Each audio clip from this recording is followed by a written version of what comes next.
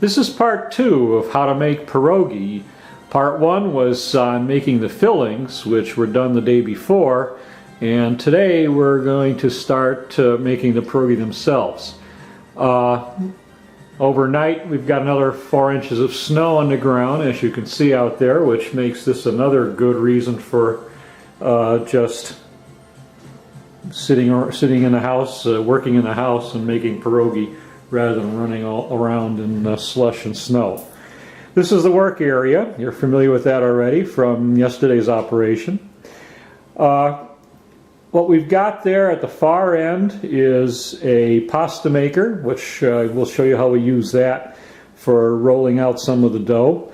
We have a pillowcase cloth, which will be used to roll out the dough very thin. Turns out older cooks may know about that, and certainly you can use whatever you like, but pillowcase is a nice fine material.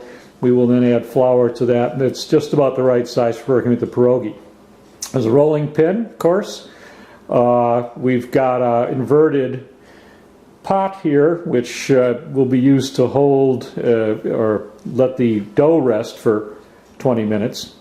There's a couple of plates for holding the pierogi once they're finished. We've got our 2 cut-and seals from Pampered Chef. One is a 3-inch and the other is a 4-inch, and you'll see a lot more of how that operates. And of course the rolling pin. On this side we've got 2 large containers of water, 2 large pots, boiling water that the pierogi will go into. And this is the production center for actually making the dough. The dough consists of sour cream, 1 egg, flour, salt, and from here we'll actually demonstrate the making of the dough. It's a fairly important, critical step.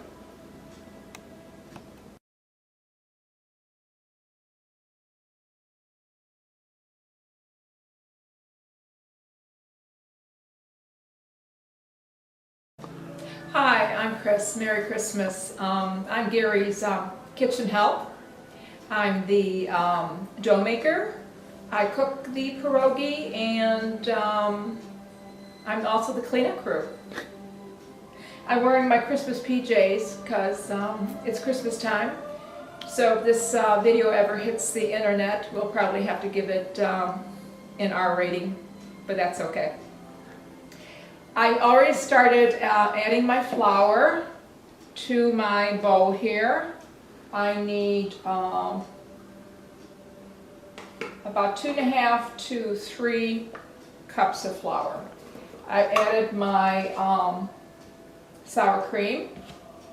I mixed the lukewarm water with the egg, and I also put the salt in the flour. Half a teaspoon of salt. So now I'm going to make a little well in here and add my liquid, and then stir it up a little bit, mix it slowly.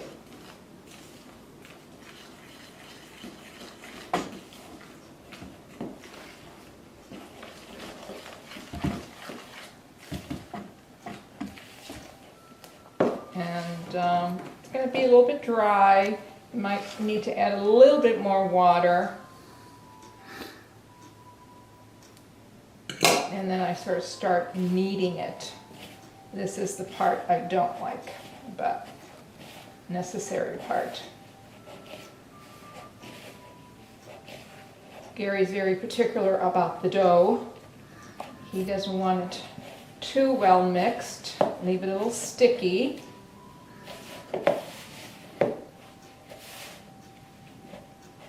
And if I can't mix all the flour in, I just sort of dump it out again.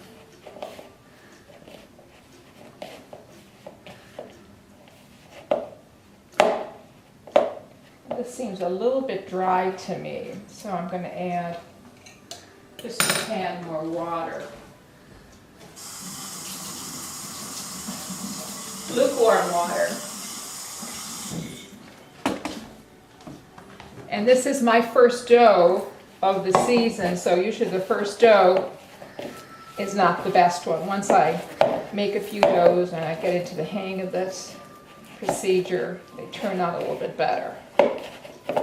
Okay. Put this aside and sprinkle a little flour over here and then sort of mix it over here. What do you think, Gary? Is it looking good? That seems dry. Dry? Yeah. A little bit? Yes.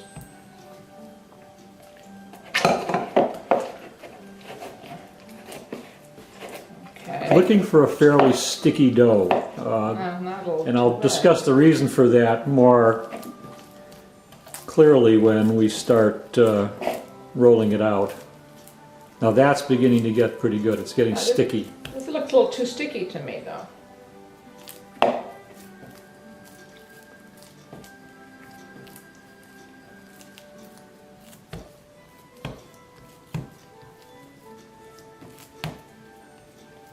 A little bit more, or what? Now that's fine, I think. From See, the this roller's looks a little- point of view. This looks a little sticky. Let's go with that. We'll check it I'll out. try it. Yes. Okay, let me rub my. As you can see, this is a joint operation. We go back and forth and judge what works and what doesn't. But as Chris said, it takes a while for us to figure out what we do every year and get in the groove. Once a year project. Okay, what do you think? That looks good. Okay, then we put it over here under the magic pot, let it rest for a while, and then Gary takes over. Okay? I know why we have. We'll let that rest for about 20 minutes Yeah. before I start rolling it.